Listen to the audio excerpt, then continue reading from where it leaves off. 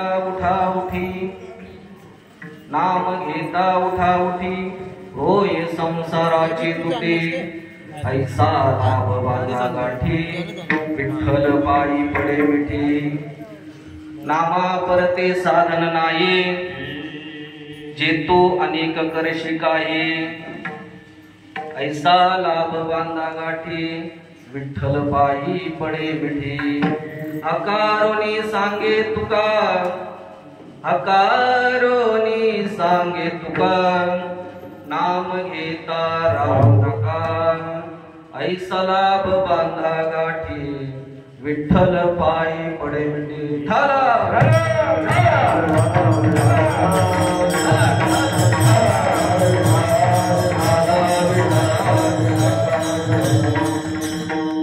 मायोग पीठे तटे भीमरथ्यं वरं पुंडरीकायुधातो मुनिन्द्रै समागत्य तिष्ठन्तमानन्दकन्दं वरब्रह्मलिङ्गं भजे पाण्डुरङ्गं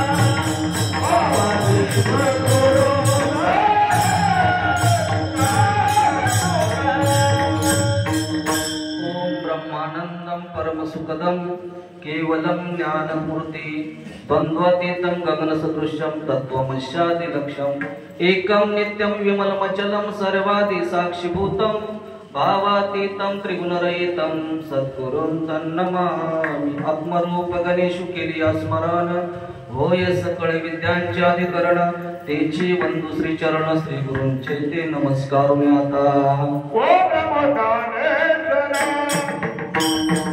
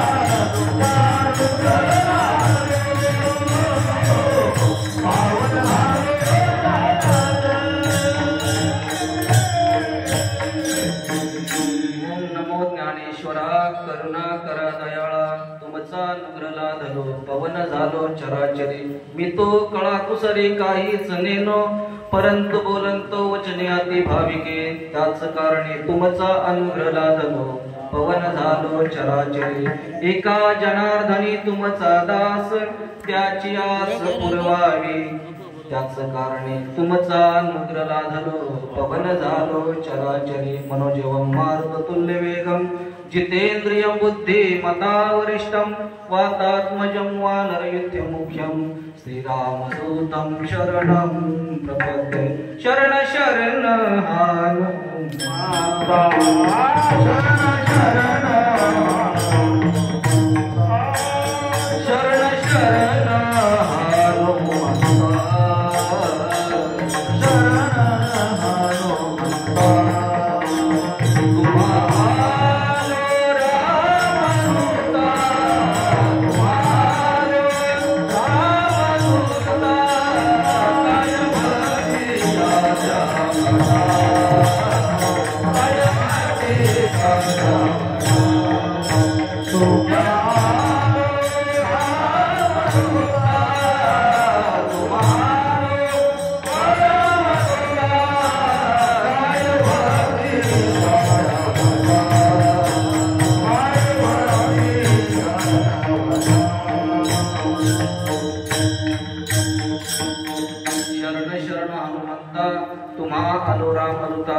काय भक्तीच्या त्या वाटा मज धावाव्या सुपटा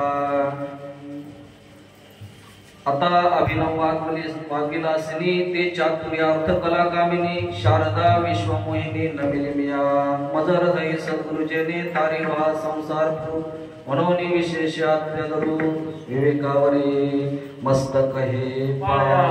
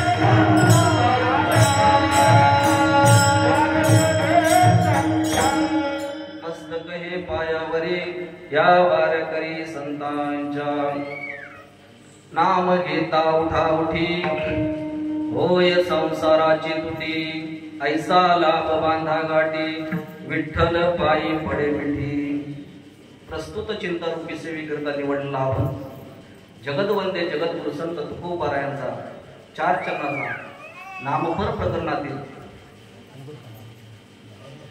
संसाराला आल्यानंतर भगवंताचं नाम घेतलं पाहिजे जेणेकरून ह्या संसाराची तुटी होईल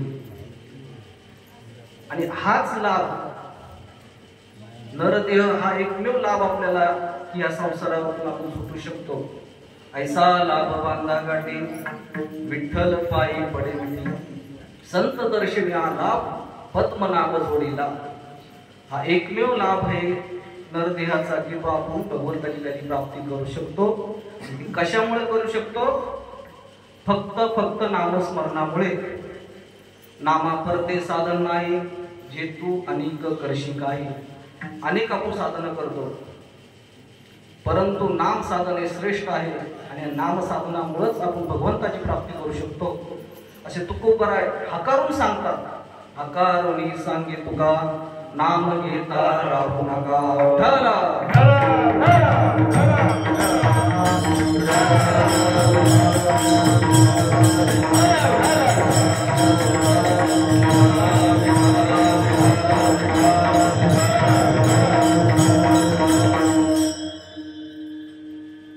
कीर्तनाला सुरुवात करण्यापूर्वी थोडा परिहार. 64 वर्षापासून चालत आलेला हा अखंड हरिनाम सप्ताह आणि त्यात सप्ताहाची प्रथम दिवसाची सेवा माझं पामराच्या वाट्याला आलेली आहे. साधू संतांचा आपल्यावर फार उपकार आहे. संतांचा आपल्यावर एवढं उपकार आहे की 64 वर्षापूर्वी हनुमंत बाबा मोरे, तसेच गणूबाबा मोरे, गणूबाबा गोगावले, लक्ष्मणबाबा गायकवाड यांनी इथं मुहूर्तमेढ म्हणजे पीच टाकलं आणि त्याचा हा रोपटा एवढा मोठा झालेला आहे 64 वर्षाचा. इवलेसे रूप लाविले द्वारी त्याचा वेद गेला. इवलेसे रूप लाविले द्वारी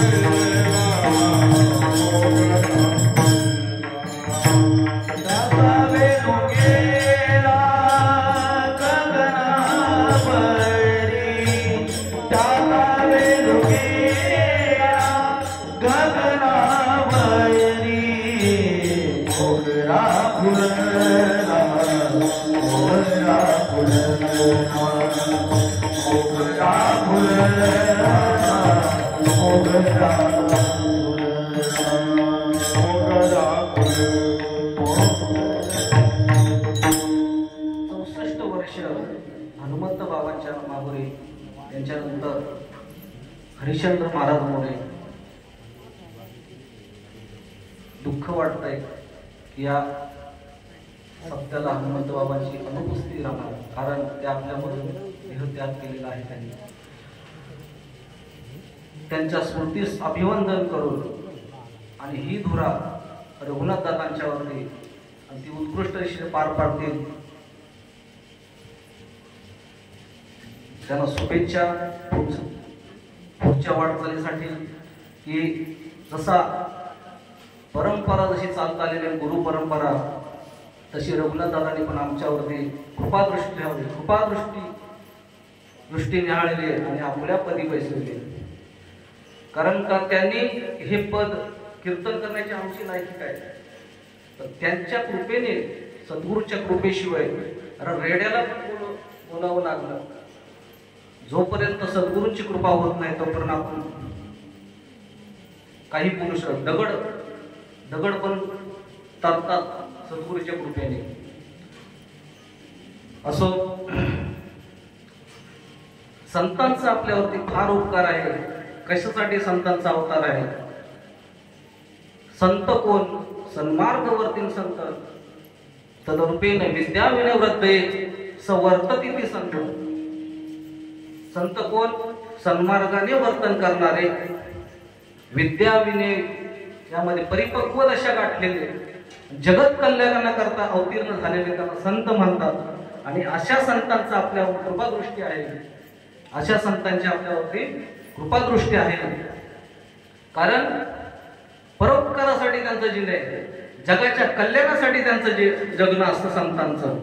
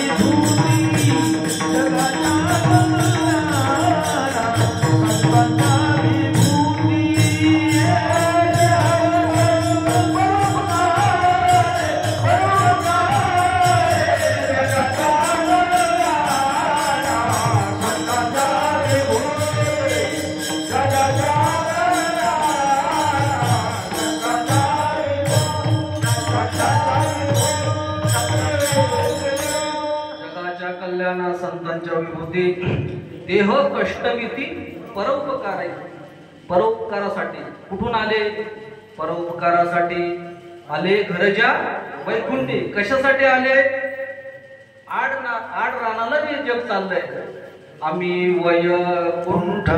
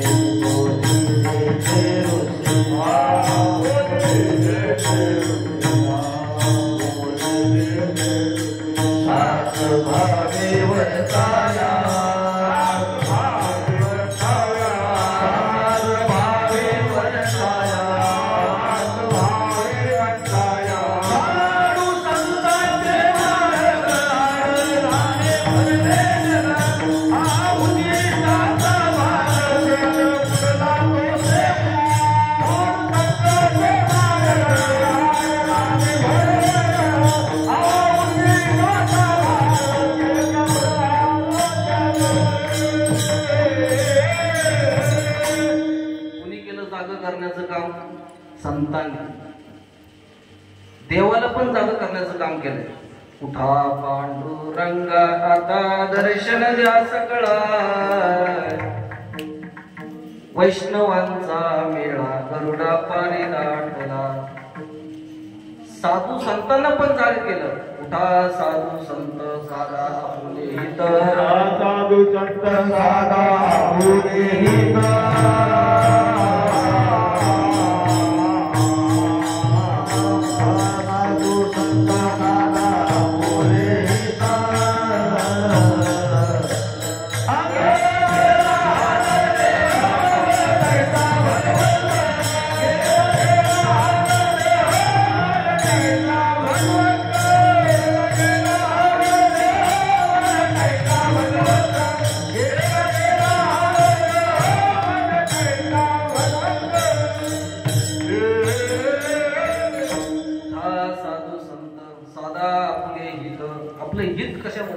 साधा हा नरदेव एकदा निघून गेला नंतर काही नाही. जाग करण्याचं काम कोणी केलं तर संतांनी केलंय. उठा जागे वारे आता स्मरण करा पंढरीनाथा, भावे चरणी ठेवा माता, सुखवी व्यथा जन्माच्या. पुन्हा कुणाला सांगितलंय? धन तारा पुत्र जन बंधू सोयरे पिसून सर्व मिथ्या हे जाण. मिथ्या काय ते ओळखा. धन दारा पुत्र धन बंधू सोयरे पिसून सर्व मिथ्या हे जाणून शरण निघा देवासी. का माया ब्रह्मणाकर म्हणता मी माझे घर, हे संपत्तीचे वारे. किती पण संपत्ती जमा केली ती जाणार आहे, फुकट जाणार आहे. म्हणून काय करा? जागे व्हा. संतांनी जाग करण्याचं काम केलेलं आहे. आपल्याला संतांचा आपल्यावरती उपकार आहे म्हणून संतांनी आपल्याला जाग करण्याचं काम केलं. कशाने केलं? कीर्तनाच्या माध्यमातून केलं. कीर्तनाच्या कीर्तनाच्या माध्यमातून हे जगाला जाग करण्याचं काम. कीर्तन कशाला म्हणतात? कीर्तनाच्या माध्यमातून हे काम केलेलं आहे. ज्ञान दीप लावू जगी, हे नाचू कीर्तन ते रंगी, नाचू कीर्तन ते रंगी.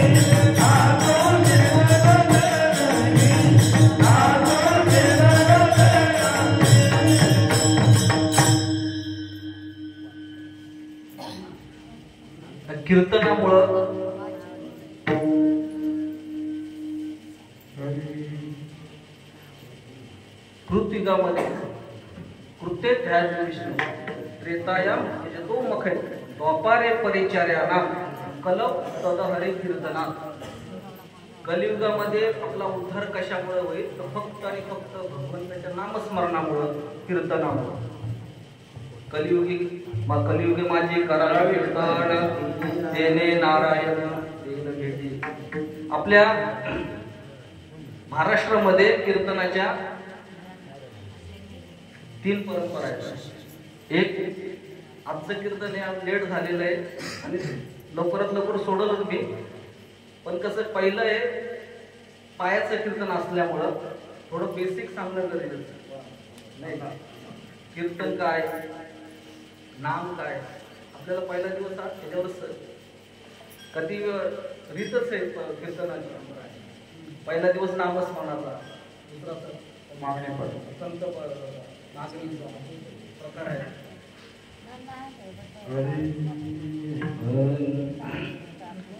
एक राष्ट्रीय कीर्तन, दुसरं नारदीय कीर्तन आणि तिसरं आपली वारकरी सांप्रदायिक कीर्तन. असे 3 प्रकार आहेत आपल्या महाराष्ट्रामध्ये कीर्तनाचे. नाथ महाराज म्हणतात कीर्तन कशाला म्हणतात, जेणेकरून अंतरी मूर्ती ठसावी श्री हरीची, अशी कीर्तन मर्यादा आहे संतांच्या घरची. कुठली कशा कीर्तन जर आपल्या हृदयात जर भगवंताची जर मूर्ती ठसत नसेल तर त्या कीर्तनाला व्हॅल्यू आहे का. कीर्तन एकांत सामूहिक कीर्तन असतं, एकांतात कीर्तन असतं.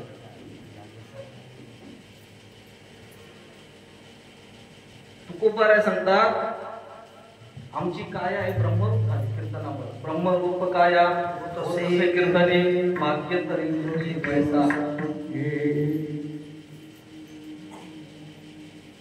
या संसारामध्ये आम्ही आलो तर आम्ही काय झालो, या संसारामध्ये शुद्ध झालो. कशामुळं, कीर्तनामुळे आम्ही शुद्ध झालो. कीर्तने शुद्ध झालो.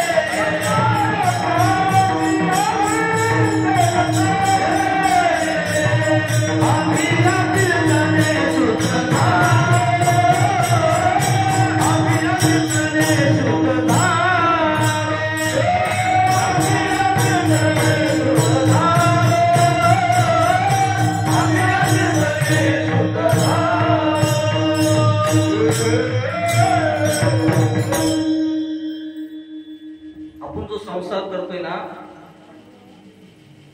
व्यसनाधीन संसार आहे. तुकोबाराय सांगतात ह्या व्यसनाधीन संसारातून आम्ही शुद्ध झालो. तर कशामुळे झालो, तर भगवंताच्या कीर्तनाने, भगवंताच्या नामस्मरणाने आम्ही काय झालो, शुद्ध झालो. खट नट यावे आणि शुद्ध होऊन झालो.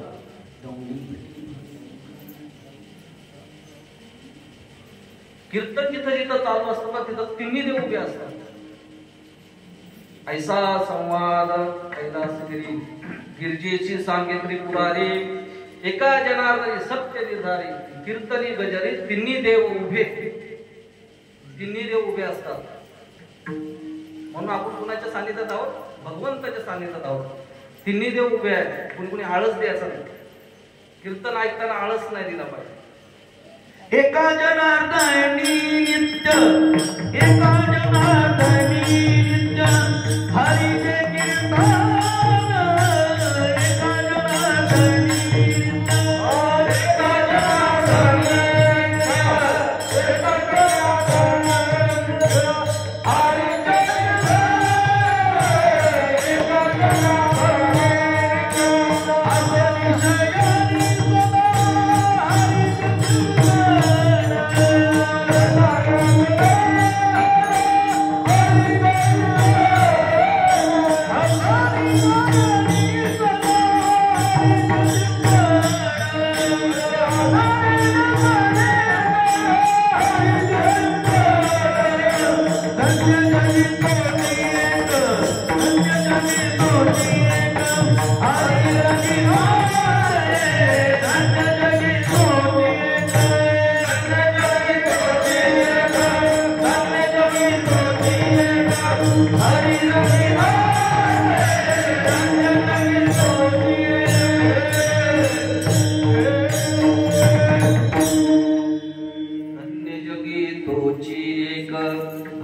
रंगीनाचे धन्य जगे तोची एक. जो भगवंताच्या कीर्तनात जो नाचतो, हरिरंगामध्ये जो नाचतो, भगवंताला अशा नाचणाऱ्याच्या चरणीचं कमळाला लावतात नाही का? कीर्तन करणाऱ्याच्या नाचणाऱ्यांच्या भगवान शंकर स्वतः चरणीचे रजवंदी सुरपाली नाचते कीर्तनी त्यांचे माता. रजकण आपल्या भगवान शंकर आपल्या कपाळाला लावतात. एवढा अधिकार आहे टाळकऱ्यांचा नाचण्याचा. टाळ्या सगळ्यांना ते साध्य होत नाही. टाळकरी होणं, पाळकरी होणं. म्हणून मनुष्य जन्माला जर आलो ना, आपण कुठून आलोय, आपण कुठं जायचं, आपल्याला काय खानपाता नाही. आलोय कुठून, जायचंय कुठून. 84 लक्ष योनी फिरत आलो. 4 खाणीमधून आलो, 3 गुणामधून आलो. 84 लक्ष योनी खाली बोलायला माहिती नाही कुठले 84 लक्ष योनी.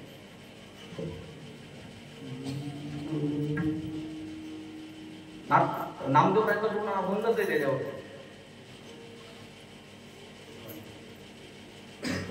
वीस लक्ष योनी आपण पशुची याद आहे. 20 लक्ष वृक्षामध्ये घेतो आपण. 20 लक्ष वृक्षामध्ये असतो आपला. 11 लक्ष किरडामध्ये असतो. 9 लक्ष जलचर प्राण्यामध्ये असतो. 30 लक्ष पशुमध्ये असतो. ही कुत्री, मांजरी, गाढव यामध्ये आपण 30 लक्ष योनीमध्ये आपण फिरत असतो. आणि 4 लक्ष योनी आपण मानवामध्ये असतो. 4 लक्ष योनी 4 लाख वर्ष आपण जर मानवामध्ये असतो तर आपल्याला किती वर्ष दिली? नामदेव महाराज सांगतात, नाना म्हणे तेव्हा नरदेह येणारा पुढे ह्या मुळात काय केलं? मातेरा केला जातात. आपल्यामध्ये मातेरा झाला. 100 वर्षाचं आयुष्य आपल्याला दिलं. अर्धी तर रात्रच गेली. अल्प आयुष्य मानवी देह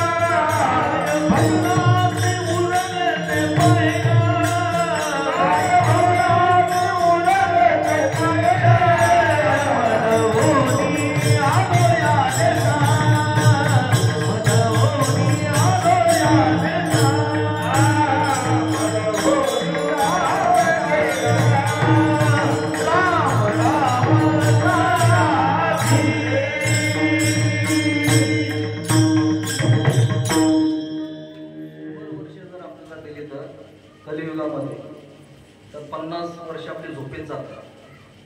त्यामध्ये आपलं बालपण गेलं, तरुणपण गेलं नाही का, वृद्ध पण गेलं आणि आता म्हातार पण चाललं. कधी बंधन करणार? नाक मुख तुळू लागले, श्वानापरी गती जाणे, अवघे करती हाड हाड. कधी जागे होणार?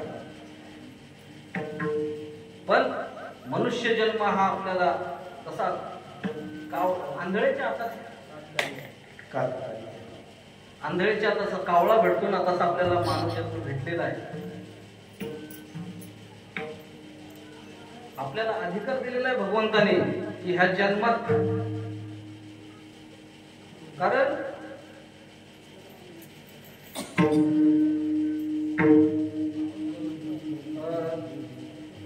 पशु प्राणी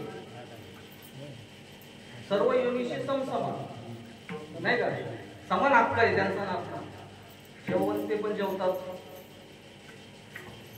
भीती पण त्यांना वाटते, पण भगवंताने मानवाला ज्ञान हा एकच एक्स्ट्रा गुण दिलेला आहे. याच देही घडे देवाचे भजन,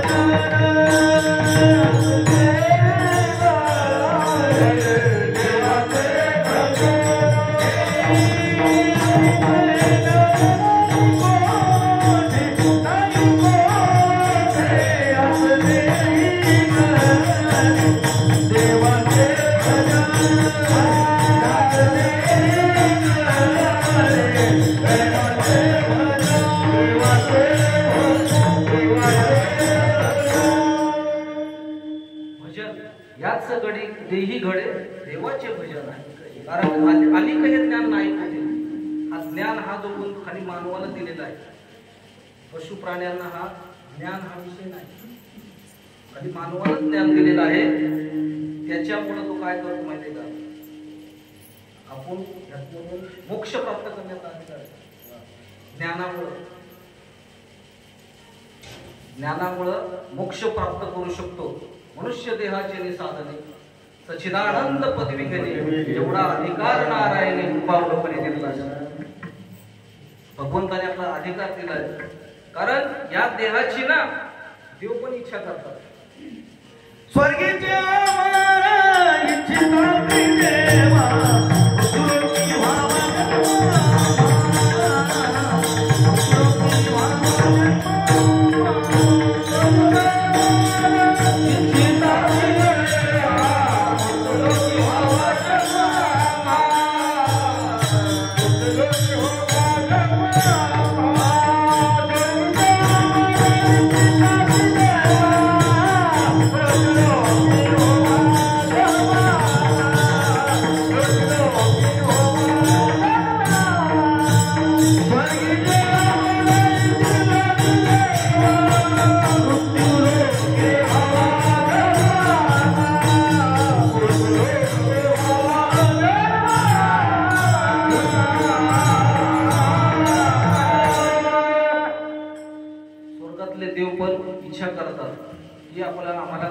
मानवाचा जन्म मिळावा नाही का, कशासाठी, फुकट दाखवायसाठी, मजा करायसाठी. नारायण नामे नारायण नामे हो जीवन मुक्त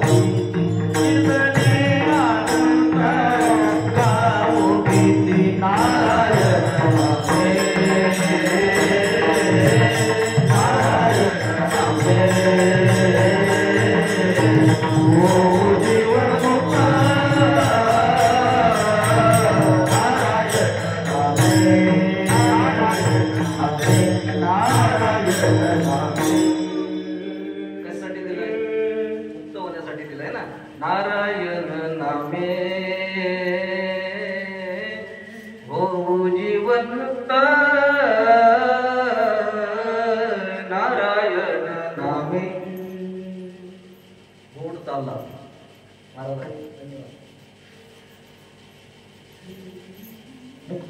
ह्या देह आपल्याला दिलेला आहे भगवंताने. म्हणून ह्या जन्माला आलो ना आपण तर एकच काम करायला पाहिजे, भगवंताचं नामस्मरण केलं पाहिजे. कसं केलं पाहिजे? अभंगाचं पाहिजे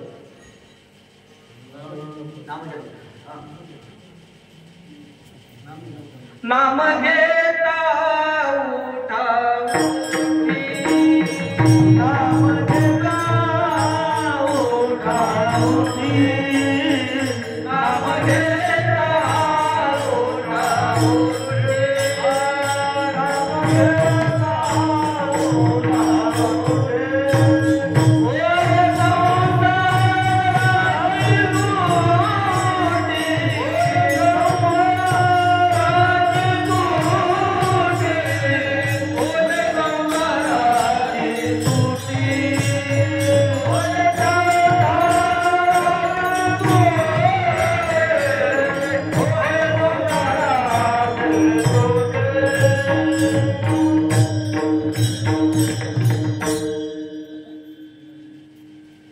अरे इथं सुरू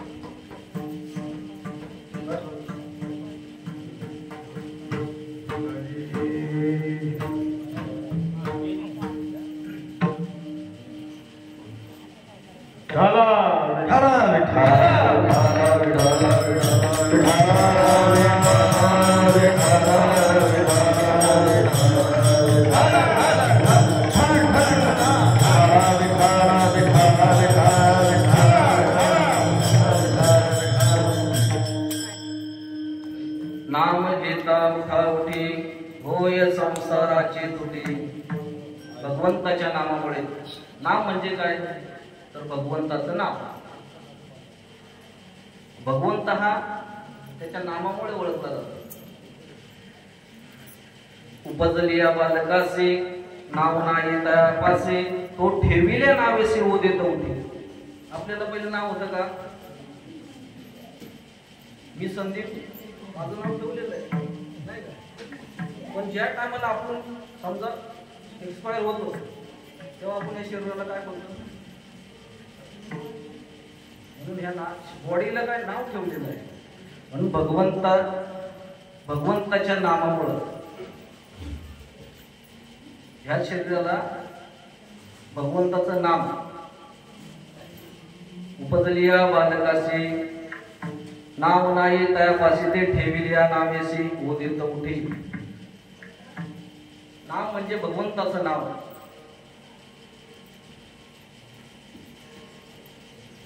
म्हणून त्या भगवंताच्या नामामुळं आपण या ते सतत नामस्मरण जर केलं तर आपण या संसाराची मुक्ती होऊ शकते असं संतांचं सांगणं आहे.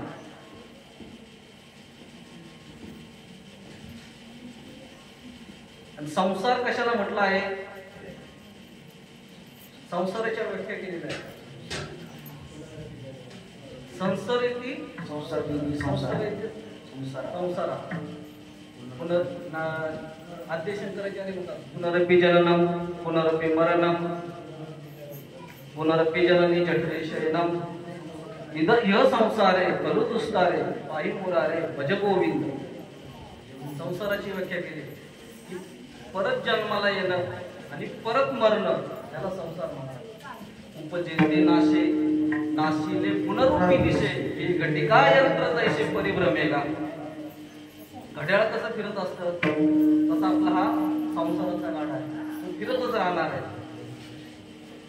पण माऊली सांगते जन्म आणि मृत्यू ह्याला खरं म्हणणं म्हणजे संसार. अगा उपजे नेमणे हा याचे साधते का मानले जीव लोक म्हणे हन नाही का. उपजणं आणि मरणं ह्याला सत्य असं मानणं असं सांगतात ज्ञानोबा राय. तुकोबा राय त्याच्या पुढे जाऊन सांगतात गाडगी मटकी हे पुत्र धन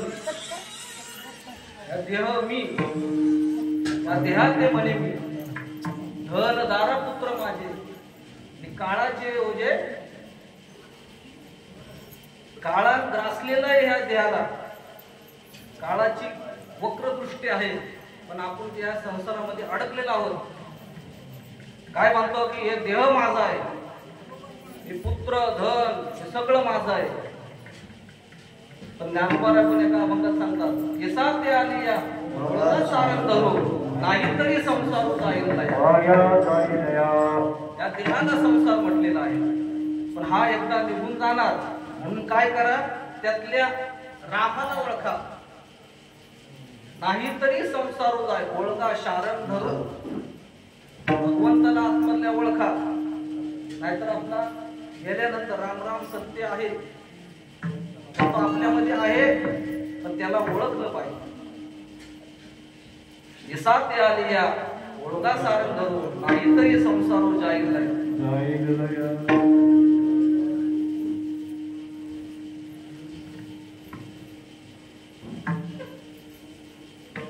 तुकोबराय सांगतात की संसार कसा आहे दुःखमूळ आहे. संसार दुःखमूळ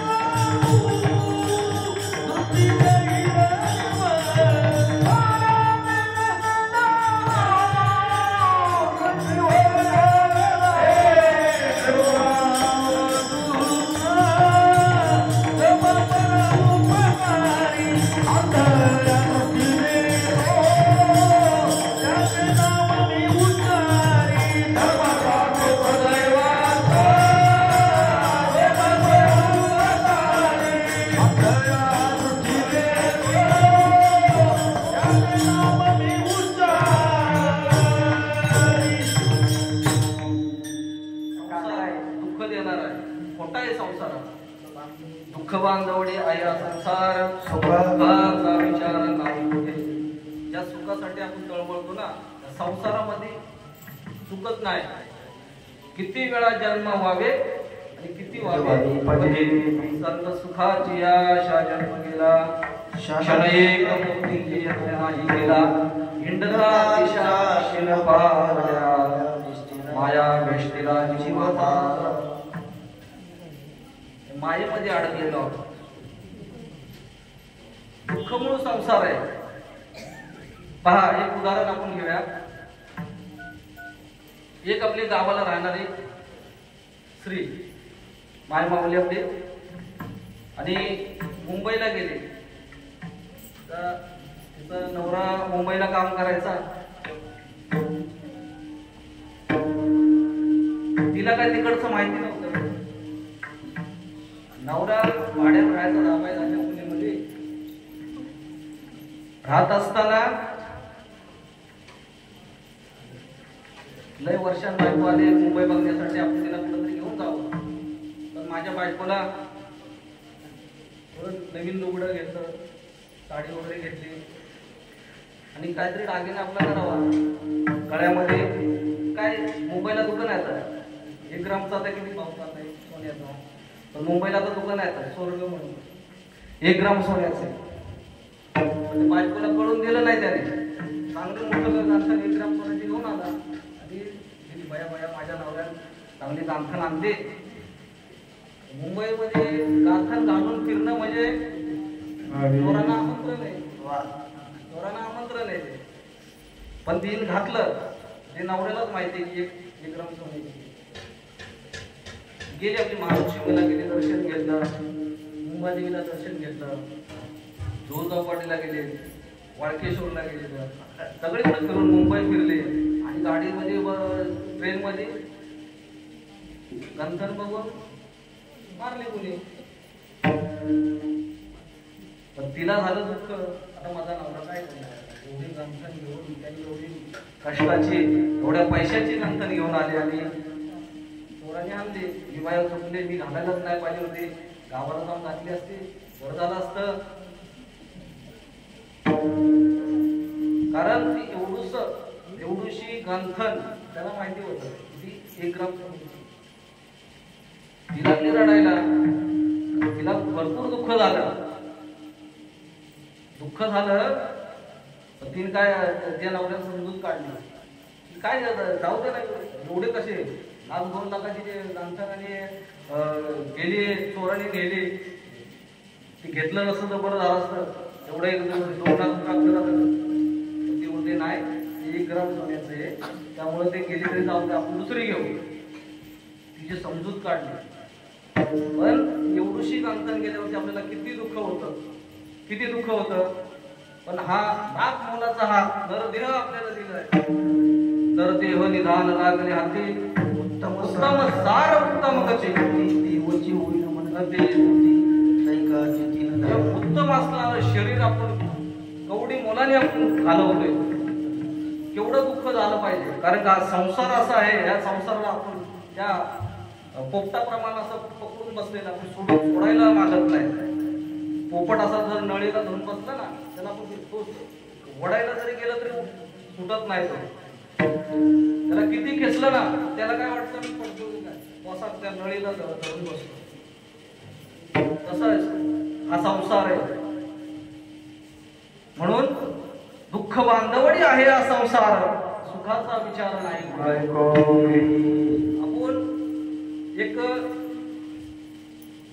आपण परमार्थाला का लागत नाही माहितीये का, आपण विचार करतो का लागत नाही परमार्थाला.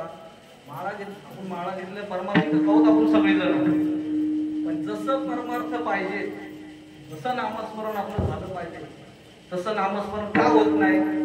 जाऊ द्या, आज केलंय ना, उद्या करू, उद्यापासून सुरुवात. आता माझी परमार्थाला माझी उद्यापासून सुरुवात. पूर्ण आठवडा निघून जातो नाही. आता सप्ताह आलाय ना, आता मी परमार्थ आता हा खरोखर आता काला झाला नाही की माझी एकदम मी परफेक्ट नामस्मरण करणार, परमार्थिकच होणार. हे आपलं आयुष्य असं चाललेलं आहे. क्षण आपला निघून जातोय, क्षण भंगूर नाही भरोसा. क्षणाचा विचार बुडबुडा असतो ना, जळी बुडबुडा देखत पाण्यावरच्या बुडबुड्याप्रमाणे आपलं जीवन झालेलं आहे. आपण त्या संसाराला एवढं चिपकून बसलेलो आहोत की ते आपल्याला सुटत नाही. संसाराला आपण सुटत नाही. हा जर संसार सोडायचा असेल तर भगवंताचं नामस्मरण. एक मनुष्याचा समुद्राच्या काठाला बसला, एकटक असा बघत बसला. सगळे साधू संत आपले नाही का, सगळे निघून गेले, साधू संत येतात आपले.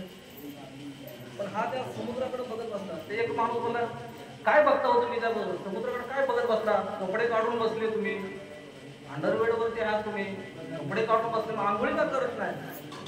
नाही मी बघतोय त्या लाटा कधी थांबतायत, त्या लाटा कधी थांबतायत त्या मी बघतोय. ती लाट एकदा थांबली ना,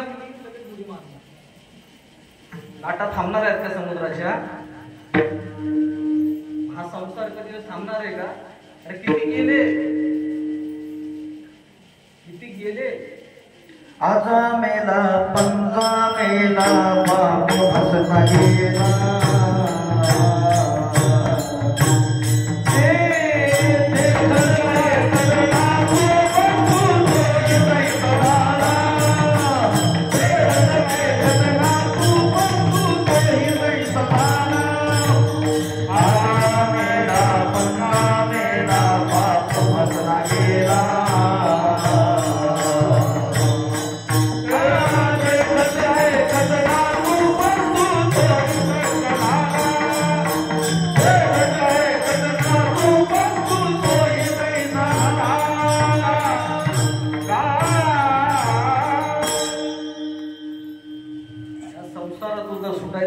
आपल्याला हा अलभ्य लाभ भेटलेला आहे आपल्याला.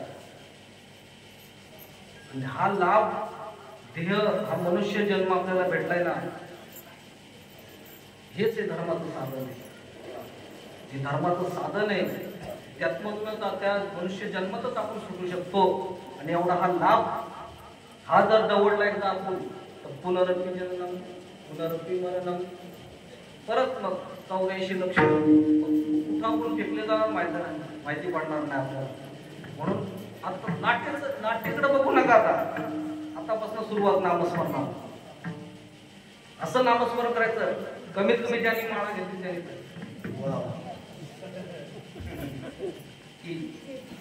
याची देही याची डोळा आणि भोगू मुक्तीचा सोहळा. याच जन्मात परत जन्माला येणेच नाही. म्हणून तू बरं आहे अभंगाच्या दुसऱ्या सणाला सांगतात ऐसा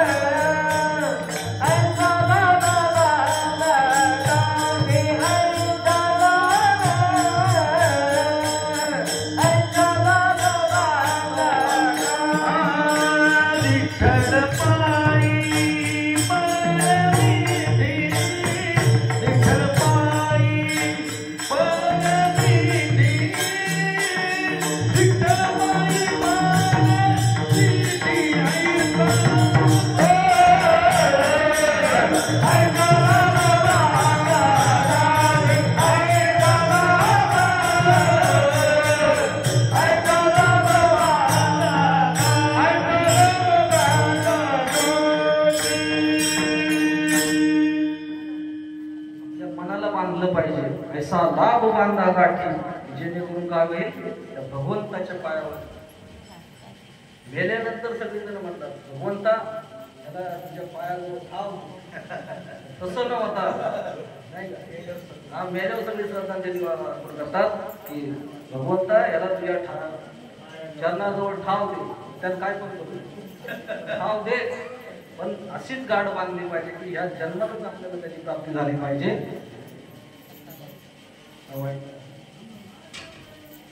पण ते कशामुळे होईल? भगवंताच्या नामस्मरणामुळे. आणि हेच साधन सर्वात श्रेष्ठ आहे. कलियुगामध्ये जर उद्धार कशाने होणार आहे? भगवंताच्या नामस्मरणामुळे. इतर साधनांनी नाही. त्रिवेणी संगमी नाना तीर्थ भ्रमी चित्त नाही नामी तरी फक्त आणि फक्त भगवंताच्या. किती पण पंढरपूरच्या किती पण वाऱ्या करा त्या आपल्या फेऱ्याच राहणार.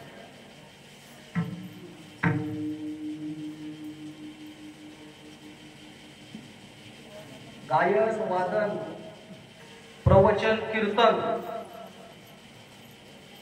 हे बहिरंग परमार्थ आहे.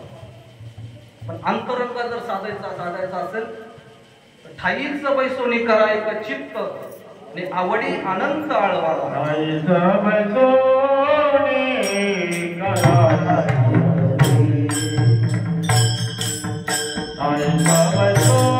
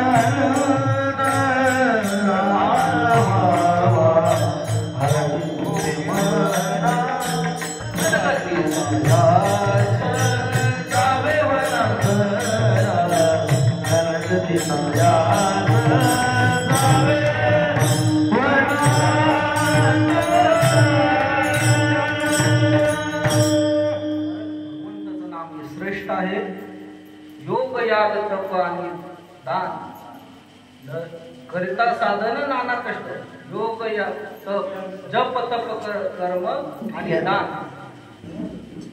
करिता साधन नाना कष्ट सुलभ सोपारे नाम विठ्ठलाचे आणि नाम विठ्ठलाचे हे काय मूळ बीज आहे विसरतो भगवंताचं नाम हे मूळ बीज आहे म्हणून अनेक साधना जरी केली तर त्या साधनेने काय आपल्याला काही कष्ट होईल पण भगवंताच्या नामामध्ये आपल्याला काय होईल आनंद आणि प्रेमच मिळेल कारण सकळ मंगळ निधी श्री नाम विठ्ठलाचे नामाधी म्हणून भगवंत सांगतात की अनेक साधना तुम्ही केली तरी काय करा तुम्ही फक्त भगवंताचं नामस्मरण केलं तर आपण या जन्मात होईल या अभंगाचं तिसरं चरण आहे नाम भरते साधन नाही नाम भरते साधन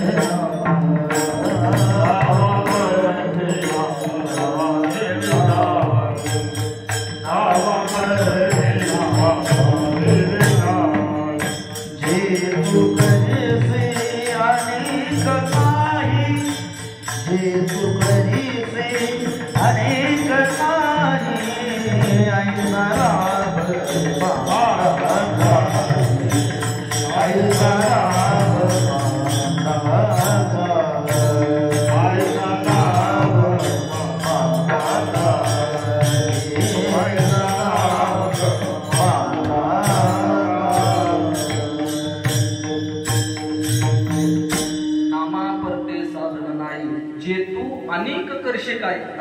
तुम्हाला जे जे काय केले ते सगळ्या व्यर्थ खटाटोप आहेत. फक्त भगवंताचं नाम हे श्रेष्ठ आहे. म्हणून सगळ्यांनी भगवंताचं नामस्मरण केलं पाहिजे.